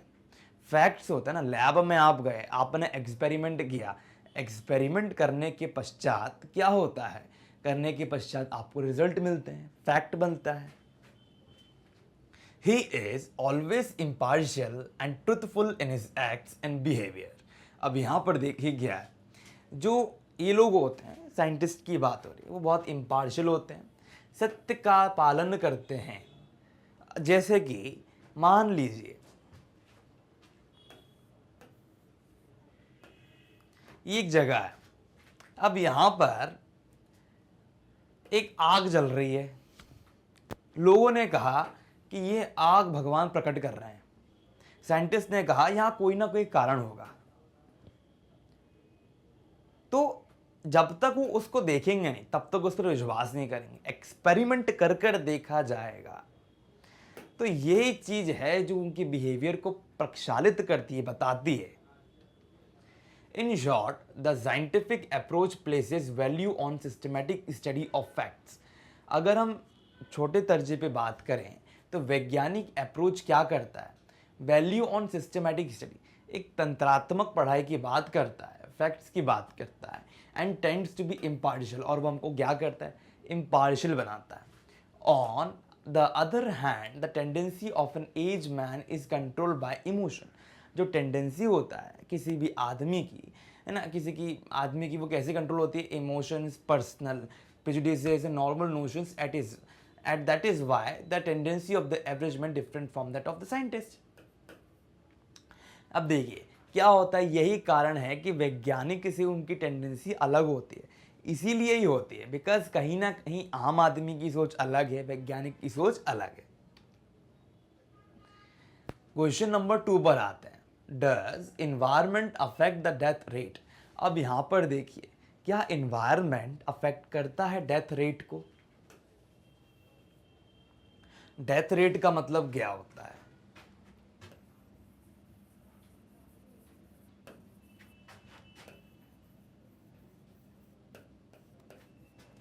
डेथ रेट का मतलब क्या होगा, देखिए मृत्यु दर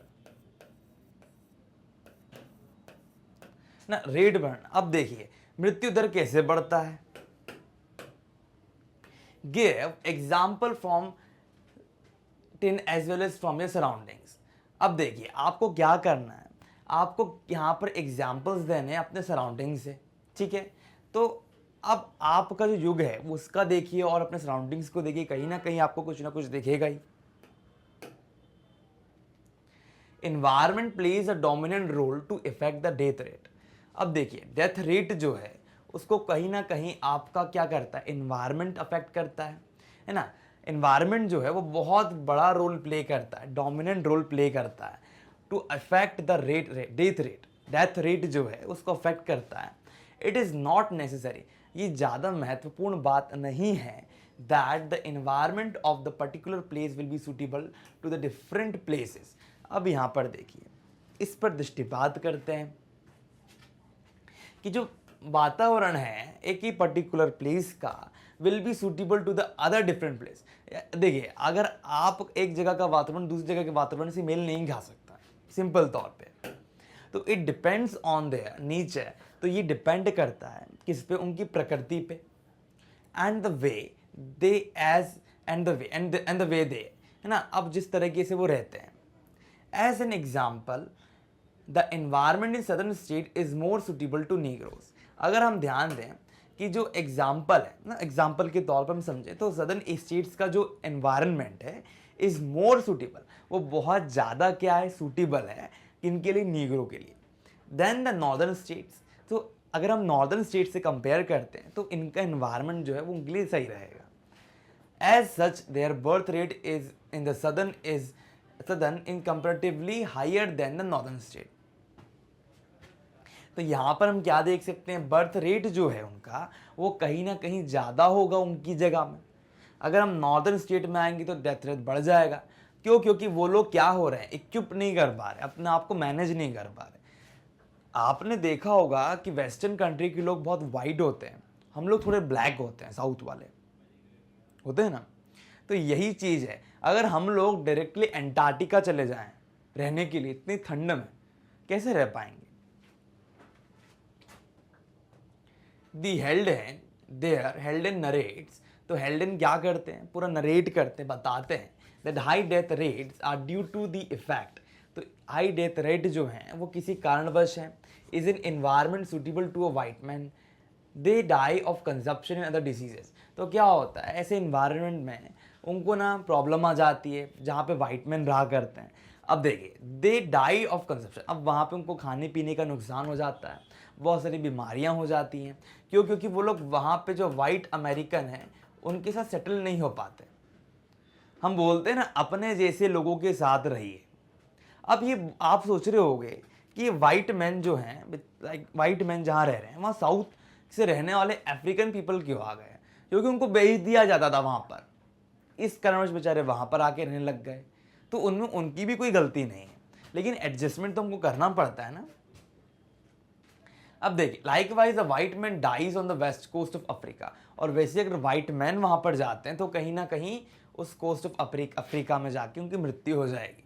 the Negronians original home, the Negroes original home, तो नीग्रो लोगों का वो क्या है, एक ओरिजिनल होम है।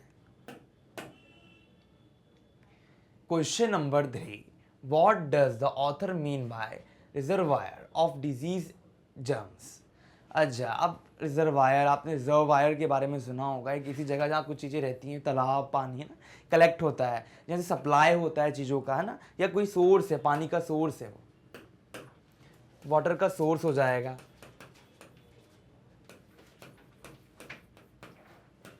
ठीक है, तो यहाँ पर रिजर्वायर से हम इस चीज़ को समझ सकते हैं।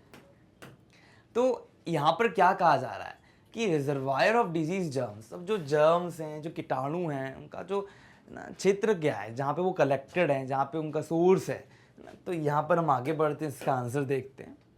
नीग्रोस लिव्स मोर अनहाइजीनिकली।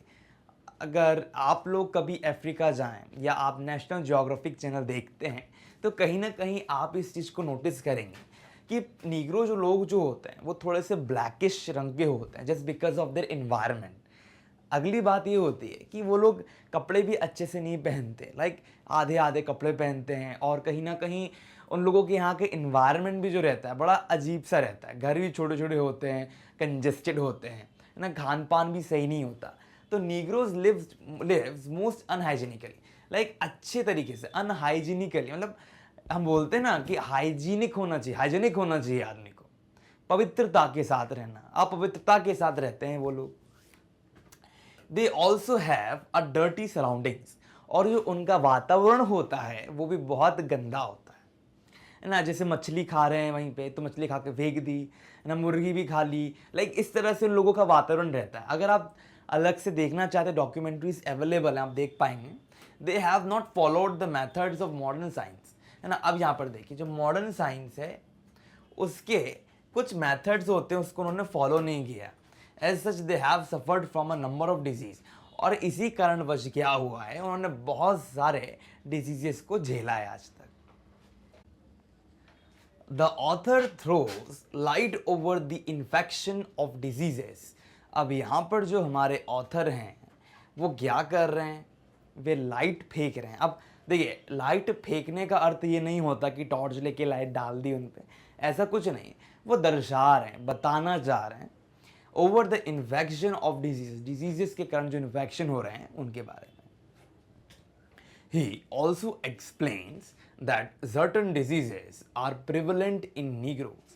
बहुत सारे जो डिजीजेस उनमें प्रसारित हैं, ही हैज़ फर्दर एडेड, उसके अलावा भी उन्होंने ऐड किया है that these diseases may be transferred to one another by raw emotion, जो खाली इमोशन होते हैं उनके द्वारा भी ये डिजीजेज आगे बढ़ते हैं ऑफ द अनरीजनेबल बिलीफ, अगर वो अनरीजनेबल बिलीफ है कि ना कोई सेंस नहीं है, कोई रीज़न नहीं है, देन साइंटिफिक थॉट, ठीक है। तो यहाँ पे वैज्ञानिक दृष्टिकोण है नहीं, विचार नहीं, अनरीजनेबल बिलीव है, तो कहीं ना कहीं ये इमोशंस के कारण भी फैलते हैं, raw emotions.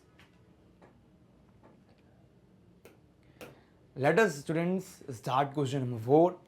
How did the American Civil War affect the Negroes? किस प्रकार से अमेरिकन सिविल वॉर ने अफेक्ट किया नीग्रोस को? Answer, the American Civil War was aimed at the raise the Negroes death rate and lower their birth rate.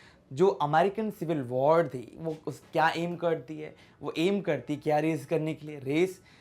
Raise the negroes death rate, जो उनकी death rate है उसको बढ़ाने की और बर्थ रेट को कम करने की। The purpose was to check their population, उसका पर्पस था पॉपुलेशन को चेक करना। बिटवीन 1910 एंड 1920, अगर हम 1910 और 1920 की बात करते हैं, number of Negroes in US, जो बहुत सारे नीग्रोज थे यूनाइटेड स्टेट्स ऑफ अमेरिका में, increase as much as it had done in the decade. जो डिकेड की अगर हम बात करते हैं ना, उसके पहले की अगर हम बात करें तो कहीं ना कहीं यूएसए में बहुत सारे लोग जो थे नीग्रो थे वो बढ़ गए थे। The number of Negroes killed in the civil war, जितने नंबर ऑफ नीग्रोज मारे गए थे सिविल वॉर में, far greater than the casualty list of the civil war, उनकी लिस्ट जो है वो कैजुअलिटी लिस्ट से बहुत ज़्यादा है ना, उनकी क्वांटिटी बहुत ज़्यादा है अगर हम कैजुअलिटी लिस्ट की बात करते हैं। It shows the ill effect of American civil war, कहीं ना कहीं ये हमको इल इफेक्ट बताता है, रॉन्ग इफेक्ट बताता है अमेरिकन सिविल वॉर का, जिसने क्या करा, इल इफेक्ट किस पे डाला? नीग्रोज पे डाला। Question number 5, Jesus Christ attitude to disease is close to the attitude of the scientist. अब यहाँ पर ये कहा जा रहा है कि जो जीसस क्राइस्ट हैं उनका जो एटीट्यूड था वो कहीं ना कहीं किसके बराबर था? साइंटिस्ट के समान ही था। अब हाउ कैन यू से दिस, आप कैसे कह सकते हो? तो यहाँ पर हमको याद है कि उन्होंने एक स्टेटमेंट डाला था, वही स्टेटमेंट यहाँ पर भी आएगा जिसको हमको समझना है। Before Christ people believe that a disease was a punishment from a deity for a sin committed either by that person और any member of the person's family. जब क्राइस्ट नहीं थे, जब हम जीसस क्राइस्ट नहीं थे, तो उसके पहले इस तरह की एक संभावनाएं कह सकते हो या लोगों के अंदर इस तरह की भावनाएं थी कि जो भगवान है, ईश्वर का प्रकोप पड़ गया है किसी पे क्योंकि उसने कोई गलत काम किया है। उदाहरण के तौर पर कहीं महामारी फैल गई तो उन्होंने कहा कि इस देवी या इस देवता के कारण क्या हो रहा है, इस प्रत्येक क्षेत्र में ईश्वर का प्रकोप आ गया है। क्यों? क्योंकि इन लोगों ने ये बलि नहीं चढ़ाई, इन लोगों ने ये काम नहीं किया, भगवान के प्रति उन्होंने श्रद्धा नहीं रखी, हो सकता है उन्होंने कोई पाप कर दिया हो। तो इसी कारणवश यहाँ पर इस बात का उल्लेख किया गया ना, फैमिली मेंबर ने कुछ किया होगा। Christ did not accept this view. अब जो जीसस क्राइस्ट थे वो कहीं ना कहीं क्या करते हैं, इस तरह के व्यू को निगलेक्ट करते हैं। वे कहते हैं कि ये बिल्कुल भी उचित नहीं है, मैं इन सभी तरह के जो स्टेटमेंट है उनको खारिज करता हूँ। क्योंकि इसका मुख्य कारण क्या है, देखते हैं। When a blind person was brought before him, जब एक अंधा आदमी उनके पास लाया गया तो पीपल लोग, जो आदमी हम जैसे लोगों ने क्या पूछा, हु इज द सिनर, कौन है पापी? इज इट द पर्सन और हिज फादर और हिज मदर। अब क्या उनकी मम्मी या उनके पापा, उनमें से कौन है पापी जो ये अंधा लड़का यहाँ पैदा हो गया? So Jesus replied, nobody has sinned neither this man nor his parent. ना तो इस आदमी ने कोई पाप किया है, ना तो इनके मम्मी पापा ने कोई पाप किया है जिसके कारण वो अंधा पैदा हुआ। His blindness is simply a manifestation of God's power. उसकी जो ब्लाइंडनेस है वो कहीं ना कहीं क्या है, मैनिफेस्टेशन है। मैनिफेस्टेशन का मतलब क्या होता है? An event, action or object that clearly shows or embodies something abstract or theoretical. तो गॉड्स पावर का मैनिफेस्टेशन है। This was a radical view, ये कहीं ना कहीं क्या है, ये एक रेडिकल व्यू है that enabled people to take care of the patient.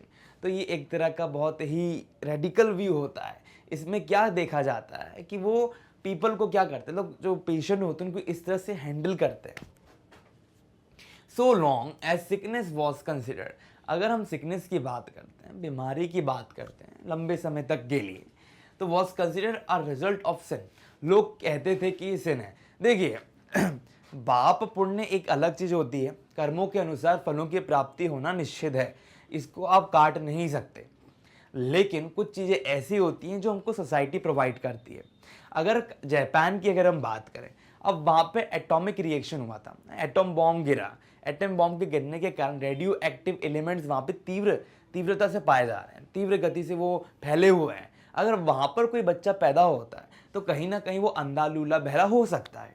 इसका कारण ये है कि वहाँ एलिमेंट्स ऐसे पाए जा रहे हैं, तो इन एलिमेंट्स के कारण क्या होता है, उनको नुकसान होता है। तो यहाँ परम ब्रह्म का कोई गलती नहीं है कि उन्होंने कहा कि इस बच्चे को अंधा कर दो क्योंकि इसने पूर्व जन्म में किसी को गलत किया, ऐसा नहीं है। अगर यही चीज़ें जो हैं, छोटी छोटी बारीकियों को हमको यहाँ पे समझना है। अब देखिए, now so long as sickness was considered a result for sin, the patient was neglected, attempt was made to please the deity by sacrifice and other ritual। अब हमने कहा कि इसने ये पाप किया था इसलिए इस जीवन में ये अंधा बना, तो अब आपको कुछ करना पड़ेगा। आपने देखा होगा, आप लोगों ने सुना होगा कि इस लड़की की शादी नहीं हो सकती जस्ट बिकॉज इसको कोई दोष है, कुछ है, भगवान का प्रकोप है। तो एक पेपर में खबर आई थी कि एक लड़की की शादी कुत्ते के साथ करा दी थी। द रीजन वॉज दैट कि उसके ऊपर से बला टल जाए। पहले के समय के लोग क्या करते थे, लोगों की बलि चढ़ा देते थे जिससे उसकी बला टल जाए। तो इसी तरह की बातें हो रही हैं कि उसने कुछ पाप किया है तो उस जानवर को मार के उस पाप को हटा दिया जाए, जो कि बिल्कुल भी सही नहीं है, तर्क संगत नहीं है। वैज्ञानिक दृष्टिकोण इनको खारिज करता है। In the modern age the clinical view comes closer to the view of Christ. तो कहीं ना कहीं भगवान जो क्राइस्ट है, ईसा मसीह हैं, उनकी ही रिगार्डिंग हम देखते संबंधित हैं कहीं ना कहीं ये दृष्टिकोण। The present day doctor do not say that disease is manifestation of God's power. हम ये नहीं कह सकते कि भगवान का ही प्रारूप के रूप में ये इसके अंदर ये बेहतर ये डिजीज आ गई है, but they believe that is manifestation of natural law. कहीं ना कहीं ये जो प्राकृतिक नियम है उनका मैनिफेस्टेशन है। देखिए, भगवान कोई कल्पना है किसी के लिए, तो किसी के द्वारा निर्मित है, किसी का मानना है, किसी का नहीं है। लेकिन हम लोगों ने हमारी प्रकृति को देखा है, तो विज्ञान परम ब्रह्म की सत्ता को नहीं ठुकराती, पर चूंकि परम ब्रह्म परमात्मा इस संसार में व्याप्त है, इस कारणवश लोग क्या होते, भ्रमित होते हैं कि है कि नहीं है। लेकिन विज्ञान कहता है उसके उलझन में मत फंसो, जो दिख रहा है वो है प्रकृति। तो प्रकृति के लॉ के अनुसार ही घटनाक्रम जो है सुचारू रूप से बढ़ता जा रहा है। हम इसको इस तरह समझ सकते हैं कि प्रकृति प्रबंध करता है, हर चीज का प्रबंधन करती है, परमेश्वर निर्माण करता है और चला गया है चीजों को छोड़ के, लेकिन वो है, सबको देखता है। क्वेश्चन नंबर 6 पर आते हैं, how will the discarding of cloth affect Mankind. अगर हम डिस्कार्ड करते हैं ना क्लोथ को, तो किस तरह से वो अफेक्ट करेगा Mankind. Many people believe that, बहुत सारे लोग हैं वो क्या कहते हैं, वो बिलीव करते हैं, विश्वास करते हैं that disease could be prevented by return to nature. अगर हम नेचर की रिटर्न की बात करें तो इसके कारण क्या होगा, कहीं ना कहीं कुड बी प्रिवेंट बाय, अगर हम प्रिवेंट करते हैं नेचर को, नेचर के प्रति जाने से, किसके भी जाने से प्रिवेंट करते हैं, रोकते हैं, तो कहीं ना कहीं डिजीजेस जो हैं वो उनको प्रिवेंट किया जा सकता है। But the author thinks, but जो ऑथर है वो ये सोचते हैं that the first step in return to nature would be the discarding of cloth. हमको क्लोथ्स को डिस्कार्ड करना है, ठीक है, which would at once increase the mortality from pneumonia about 100-fold ना। वो कहीं ना कहीं हमको क्या करेगा, इंक्रीज करेगा क्या, मोर्टेलिटी को, जीवन को, फ्रॉम न्यूमोनिया अबाउट 100-fold, है ना। बहुत सारे फोल्ड होते हैं, जैसे क्रीज होती है ना, वैसी न्यूमोनिया की बात भी हो रही है। तो उसको क्लोथ की तरह ही देखा जा रहा है। तो यहाँ पर न्यूमोनिया जो उससे बचा जा सकता है। According to the author the phrase, यहाँ पर एक फ्रेज है live according to the nature is quite meaningless. इसलिए अगर हम प्रकृति के अनुसार रहें तो वो हमारे लिए क्या है, मीनिंगलेस, लाइक उचित नहीं है। लाइक प्रकृति के अनुसार, live according to nature, like प्रकृति के अनुसार हमको रहना है, लेकिन चीजों को नजरअंदाज भी नहीं करना है कुछ। Civilised and savage man, like हमें सिविलाइज और सेवेज मैन को डिस्कार्ड नहीं करना। हेल्थ सिकनेस ना, अच्छा हेल्थ है हमारा, लेकिन बीमारी है, वो भी एक पहलू है, एक ही सिक्के के दो पहलू हैं। इक्वली पार्ट्स ऑफ नेचर की बात हो गई, सम फीचर्स ऑफ सिविलाइजेशन हो गया, आर बैड हो सकता है हमारी हेल्थ के लिए, but for all that such statistics as are available, जो स्टेटिस्टिक्स जो आंकड़े अवेलेबल हैं, show that civilised man live longer than uncivilised. तो कहीं ना कहीं जो सिविलाइज्ड मैन होता है वो कहीं जाना अधिक जीता है सिविलाइज्ड मैन के।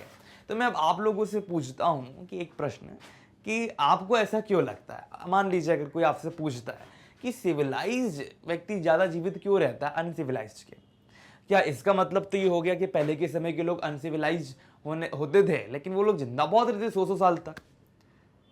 लेकिन इससे समझ में ये आता है हमें कि बहुत पहले जब आदमी की शुरुआत हुई थी, चरण हुआ, तो उस समय की बात होगी जब हम सैवेज थे, बाद में हम सिविलाइज होना चालू हो गए। तो सिविलाइजेशन ने कहीं ना कहीं हमको एक प्लस पॉइंट दिया। क्वेश्चन नंबर 1 पर आते हैं। Name the important cause which help civilise man to live longer than the uncivilise. अब यहां पर कुछ कॉजेज देने हैं हमको, कारण देना है। There are several reasons that help civilized man to live longer। यहाँ पर बहुत सारे कारण ऐसे हैं जो हमको बताते हैं कि जो civilized man है वो ज़्यादा लॉन्गर रह सकता है अनसिविलाइज्ड के। अब वो क्या कॉजेज हैं देखते हैं। रिसर्च इन मेडिसिन, अगर हम बात करें मेडिसिन में रिसर्च की, अनुसंधान की, हैज़ डेवलप्ड मैनी वैक्सीन्स। उन्होंने क्या करा है, बहुत सारे वैक्सीन्स को डेवलप किया और ड्रग्स को डेवलप किया है that can keep a many man healthy and free from illness. और वो क्या करता है, वो कहीं ना कहीं आदमी को क्या करके रखता है, हेल्दी करके रखता है और उनको बीमारियों से बचा के रखता है। But because of then casual approach, large number of people, mostly uncivilized, fail to improve their condition. Most of these people are still careless। अब यहाँ पर ये कहा जा रहा है कहीं ना कहीं, अगर हम ध्यान से देखिए अनसिविलाइज्ड लोगों की बात करते हैं तो वो लोग कैसे होते हैं, वो लोग केयरलेस होते हैं, ख्याल नहीं रखते। उदाहरण के तौर पर अगर मैं आपसे कहूँ कि सिविलाइज्ड और अनसिविलाइज्ड आदमी कौन है। सिविलाइज्ड, देखिए सी का मतलब सिविलाइज्ड और यूसी का मतलब अनसिविलाइज्ड। अब ये आदमी क्या करता है, ये आदमी लाइक सिविलाइज्ड व्यक्ति जो है उसका एक घर है, ओके, एक घर है, इसका भी एक घर है, लेकिन ये रात को जगता है और सुबह काम करता है। अनसिविलाइज्ड व्यक्ति नहीं, सॉरी, अगर हम सिविलाइज्ड व्यक्ति की बात करें तो ये सुबह जगता है और रात को सोता है, और अनसिविलाइज्ड रात को जगता है, सुबह काम करता है। तो क्या होगा, इन दोनों में फर्क आया, क्यों, प्रकृति के खिलाफ चल रहे हैं। फॉर एन एग्जाम्पल, सिविलाइज्ड व्यक्ति अच्छे से टाइम टेबल बना के काम करता है, अनसिविलाइज्ड को जब काम किया तब काम करना उसने चालू कर दिया, ब्रश भी नहीं करता है ना, खाना पीना अच्छे से खाता नहीं, जो मिल गया वो खा लिया। सिविलाइज्ड क्या करता है, अच्छे से खाना खाता है, उसको न्यूट्रिशन का नॉलेज है, विटामिन क्या है, प्रोटीन क्या है, उसको हर एक चीज़ का नॉलेज है। तो कहीं ना कहीं आप देखोगे कि अनसिविलाइज्ड आदमी जो है वो ज़्यादा समय तक जीवित नहीं रह पाएगा सिविलाइज्ड के मुताबिक। आजकल आपने देखा होगा कि सिविलाइज्ड अनसिविलाइज्ड हम लोग अच्छे से रह तो रहे हैं, लेकिन हम अपनी हेल्थ का ख्याल नहीं रख रहे। पहले समय के लोग क्या करते थे, अपने हेल्थ का ख्याल भी रखा करते थे। तो यहाँ पर बात इन दोनों की ही हो रही है। They neither try to obtain complete medical information the disease they suffer from, nor are they regular in taking medicine and proper diet।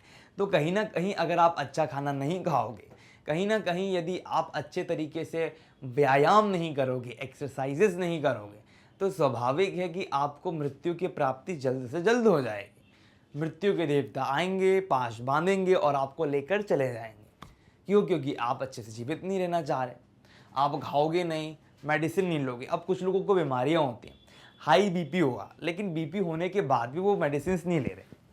Individual attention is there for, इसीलिए जो एक इंडिविजुअल व्यक्ति है उसका अटेंशन बहुत ज़्यादा महत्वपूर्ण है, is there for very important in matter of disease, और ये बहुत इंपॉर्टेंट है डिजीज के मुद्दों में। A civilized man of a scientific outlook will keep away his personal likes. अगर मैं बात करता हूँ एक सिविलाइज्ड मैन की किसी भी साइंटिफिक आउटलुक पे, will keep away his personal likes, तो वो कहीं ना कहीं अपने पर्सनल लाइक्स को अलग रखेगा, डिसलाइक को अलग रखेगा, and strictly follow medical advice.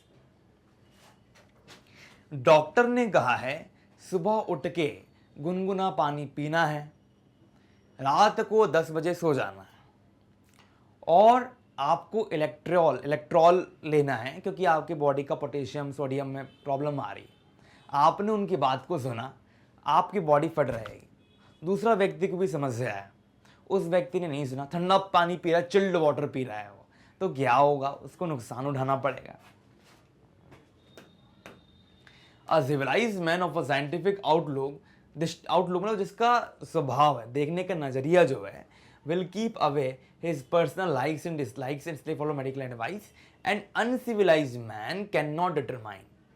लेकिन अनसिविलाइज मैन जो है उस चीज़ को डिटरमाइन नहीं कर पाएगा, उसको तो ये भी नहीं पता उसका लाइक क्या, वो किसको पसंद करता है किसको नहीं पसंद करता है ना, काला अक्षर भैंस बराबर है। So what is right and wrong, क्या सही है और क्या गलत है, दो he can conclude how bacteria cause a disease. तो इसी तरह हम कंक्लूड कर सकते हैं कैसे बैक्टीरिया कॉज करता है डिजीज को। Among such diseases are diphtheria, small pox, measles and airborne diseases. यहाँ पे कुछ डिजीज के बारे में बताया गया है, एयरबॉर्न जो है ना, they require a control over environment, इनकी आवश्यकता पड़ती है ना, यहाँ पर कहीं ना कहीं हमें आवश्यकता पड़ेगी इनकी कि वो कंट्रोल ओवर एनवायरनमेंट, तो इन कंट्रोल करते हैं एनवायरनमेंट को। तो यहाँ पर देखिए रिक्वायर अ कंट्रोल ओवर, अगर ये डिजीजेस फैल रही तो कहीं ना कहीं हमको क्या करना होगा, हमें कहीं ना कहीं अपने वातावरण को शुद्ध करना होगा, which only the government can manage, और कहीं ना कहीं जो हमारी गवर्नमेंट है वो इस चीज़ को मैनेज कर पाएगी।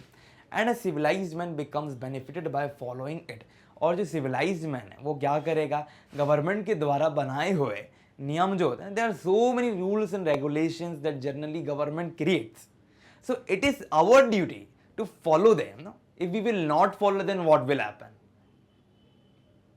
We are just fooling ourself, हम अपने आप को उल्लू बना रहे हैं, यही बात आ रही है। तो यहां पर क्या कहा गया कि हमें benefited by the following it and seeking assistance, हमको क्या चाहिए, असिस्टेंस चाहिए, उनकी मदद चाहिए। The civilised man live longer, इसीलिए जो सिविलाइज्ड मैन होते हैं वो बहुत लंबे समय तक रहते हैं, then the uncivilised due to their awareness. यहाँ सारा गेम किसका है, अवेयरनेस का है। अवेयरनेस का मतलब होता है जागरूकता।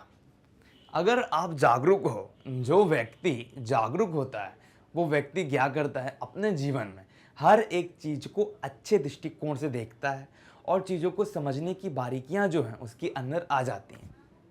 अगर कहीं जा रहे हो और कोई आपसे बोलता है कि नहीं ये सही है ये गलत है, लेकिन आपको पता है गलत सही क्या है, तो अवेयर आदमी। Following the modern researches as well as advice, वो क्या करते हैं, वो मॉडर्न रिसर्चर और उनकी जो रिसर्च हो रही है उनको देखते हैं, उनके एडवाइस को समझने का प्रयास करते हैं।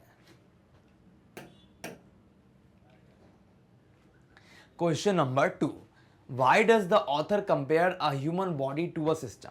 अब यहाँ पर जो हमारे ऑथर हैं वो क्या कह रहे हैं, वो ये कहना चाह रहे हैं कि ऑथर के अनुसार ना कि ह्यूमन बॉडी जो है वो सिस्टम कैसे, लाइक वो उसको कंपेयर कैसे करते हैं ह्यूमन बॉडी को सिस्टम से।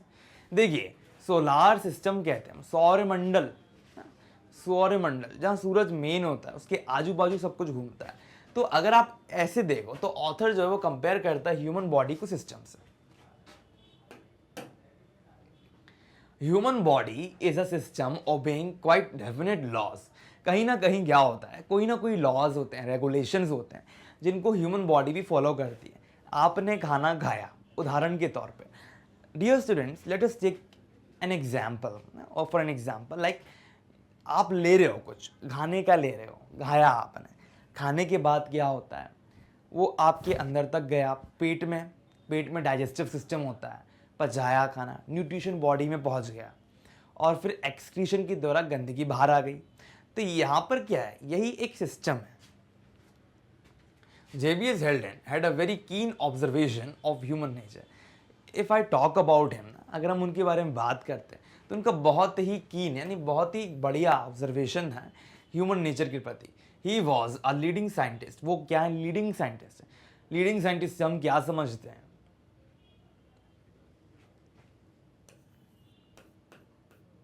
ये एक आदमी है और इसके पीछे बहुत से लोग चल रहे हैं।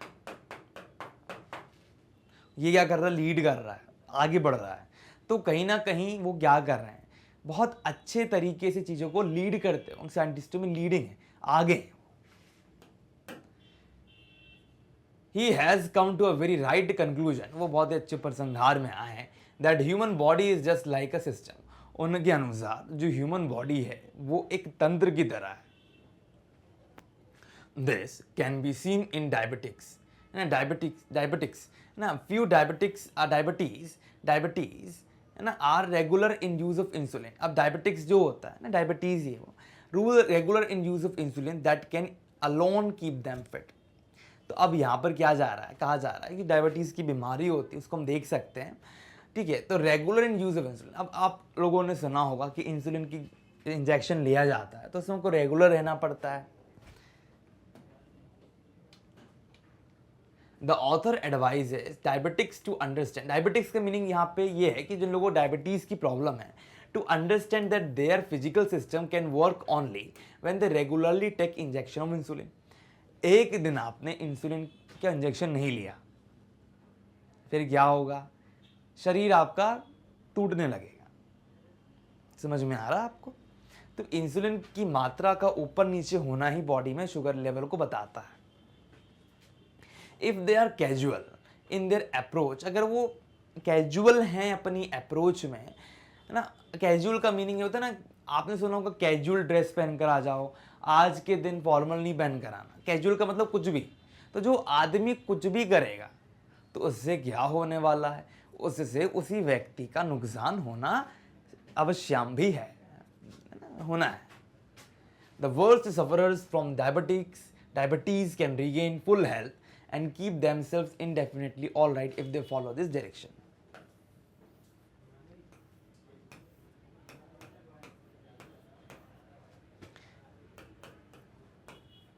देखिए, अगर मैं आपसे कहूं कि आपको नॉर्थ जाना है और आप नॉर्थ जाओगे तो आपको आपकी जगह मिल जाएगी ना। अगर आपको भोपाल जाना है फॉर एन एग्जाम्पल, तो आप भोपाल की ट्रेन पकड़ोगे। अननेसेसरी यदि आप जम्मू कश्मीर की ट्रेन पकड़ोगे तो जम्मू कश्मीर जाओगे। अगर आपको कोई डायरेक्शन बता रहा है कि यहाँ जाओ, वहाँ जाओ, तो यही बात यहाँ आ रही है। अगर डायरेक्शन में सही नहीं जाओगे, डायबिटीज़ हो जाएगा, वो आपकी जान ले लेगा।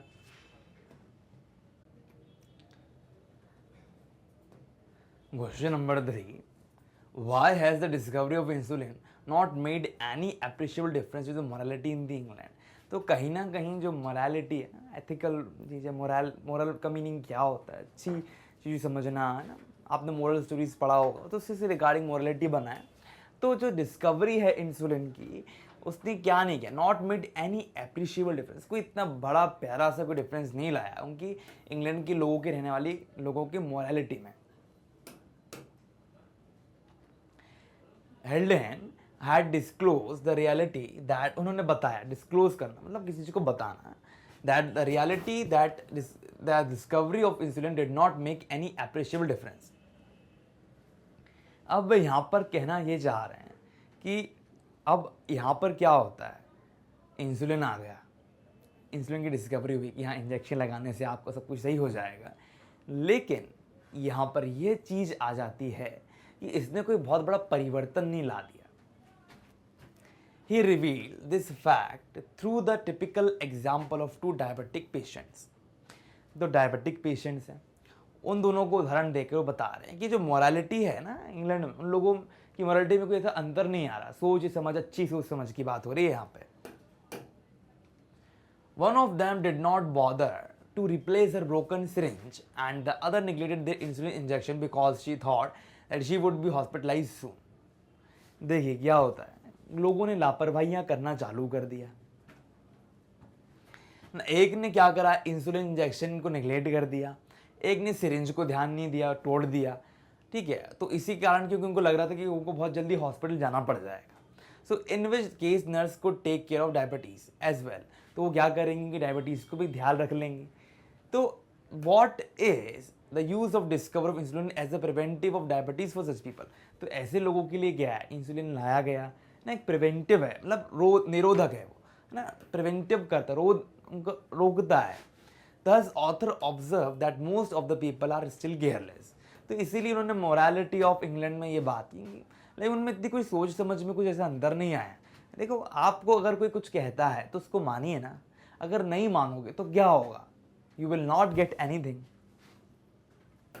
केयरलेस का मतलब होता है ध्यान नहीं देना।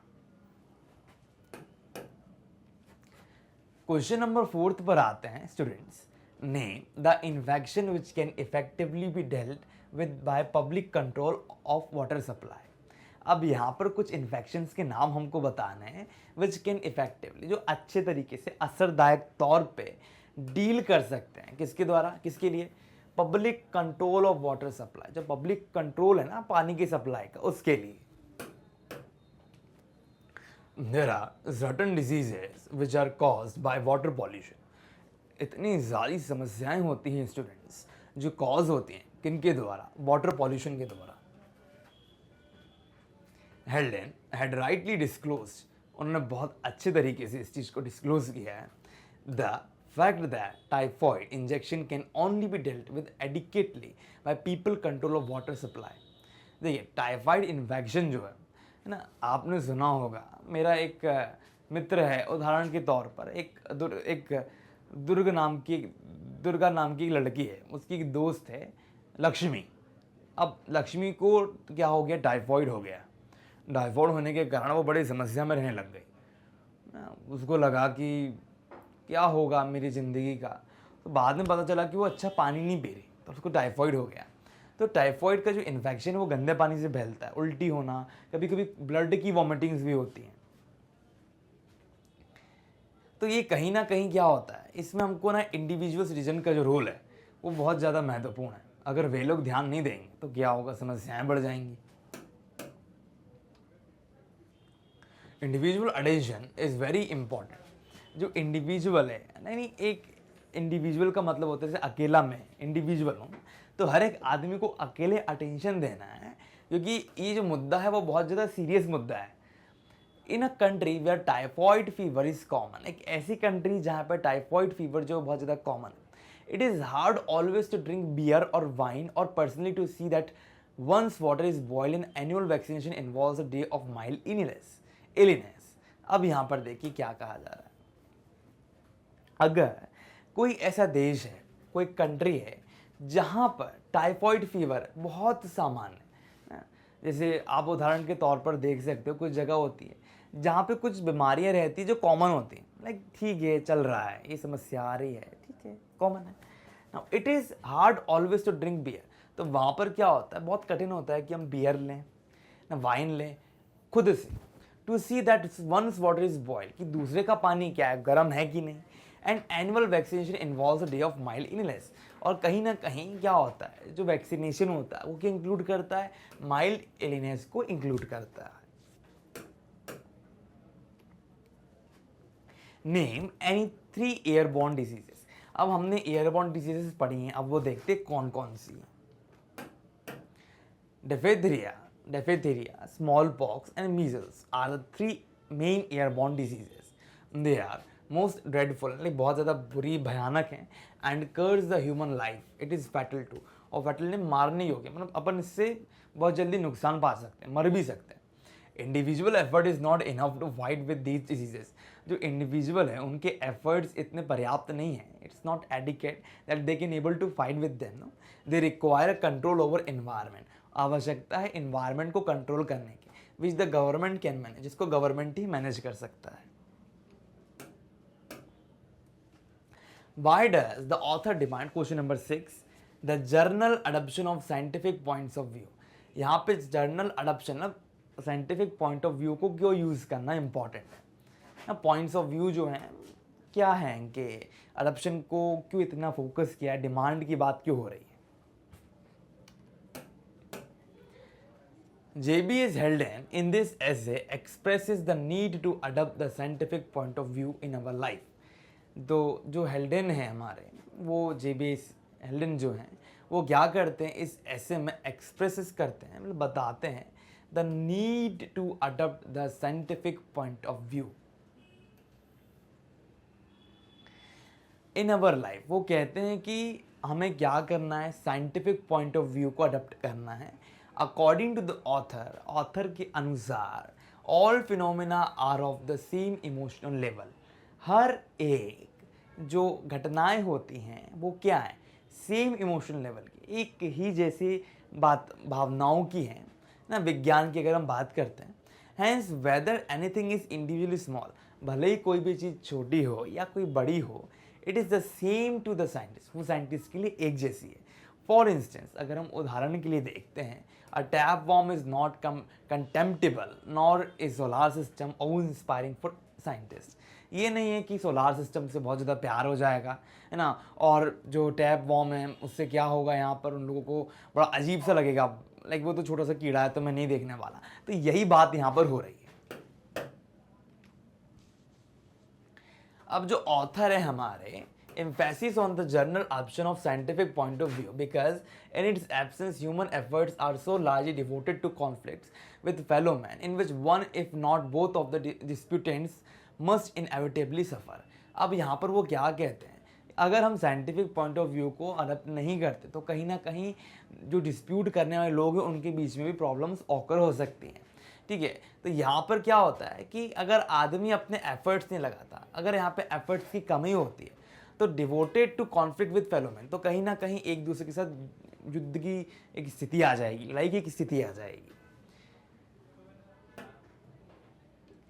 क्वेश्चन नंबर 7 पर आते हैं, the rulers of the darkness of this world. अब इस फ्रेज का मीनिंग हमको बताना है। JBS Heldon has used the phrase the rulers of the darkness of the world in his essay। इनका जो ऐसे है उसमें इन्होंने इसका यूज़ किया है। The rulers of the darkness of this world is typical phrase. तो ये एक तरीका का क्या है, एक तरीके का टिपिकल फ्रेज है which means the invisible creature. यहाँ पर इनका मतलब होता है जो अदृश्य क्रिएचर है ना, rulers of the darkness of this world. तो ये रूलर कौन है, अदृश्य ना, अदृश्य क्रिएचर है।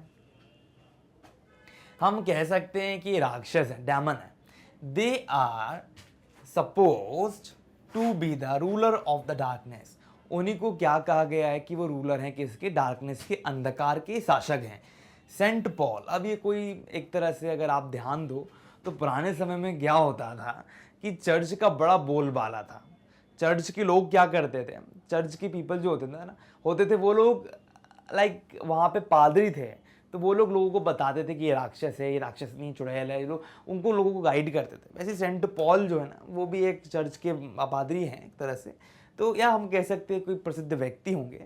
Has called the demon as the power of darkness. उन्होंने कहा है कि डेमन ही जो है वो क्या है, शक्ति है डार्कनेस की। तो इसी के साथ हमने क्या करा, हमने यहाँ पर एक पार्ट कवर किया क्वेश्चन आंसर्स का। अगर आप लोगों को कोई भी समस्या हो क्वेश्चन आंसर्स के रिगार्डिंग, अगर आपको प्रॉब्लम होती है तो आप कमेंट सेक्शन में बेझिझक होकर क्वेश्चंस पूछ सकते हैं।